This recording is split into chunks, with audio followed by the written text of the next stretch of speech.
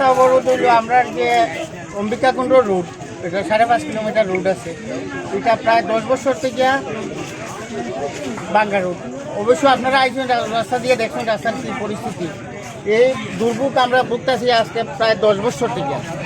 বিভিন্ন সময় আমরা উপর লেভেলে কর্তৃপক্ষের সঙ্গে কথা হয়েছি, আমরা বিভিন্ন সময়ে বিভিন্নভাবে আশ্বাস দেওয়া হয়েছে, আমরা মানতে মানতে গত 1 বছর আগে বিডিও সাহেব আইসেন, আইয়া আমরা এনে একটা কমিটি করছেন, করিয়া কইসেন 15 দিনের ভিতরে রাস্তা কাজ শুরু হইব, যাতে জমির মালিক, রাস্তার পাশের জমির মালিকানা যারা আছে তারা যাতে রাস্তা কাজ করতে অসুবিধা না করে, তার জন্য একটা কমিটি দরকার।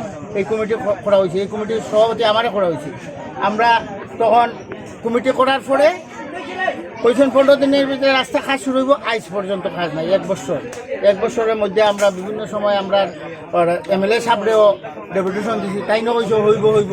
আমরা আশ্বাস পাইতে এখন আমরা বেড দেওয়ালে ফিটে দেওয়ালটা ঠিক আছে। এখন আমরা হসপিটাল যেতে পারি না। ঢাকা হায়ার সেকেন্ডারি স্কুল আছে, 3-4টা গাঁওসভার স্টুডেন্ট যায় এই রাস্তা দিয়া হায়ার সেকেন্ডারি স্কুলে, স্টুডেন্টরা যাইতে পারে না। হসপিটাল কোনো রোগী নিয়ে যাওয়া যায় না। এই যে রাস্তার পরিস্থিতি, আমরা খুব কষ্টে আছি। দয়া করিয়া যদি আমরা সরকার আমরা রাস্তাটা করিয়া দেন তাহলে আমরা কৃতজ্ঞ থাকবো আর কি। আপনাদের এই রাস্তা অবরোধ কতক্ষণ থাকবে?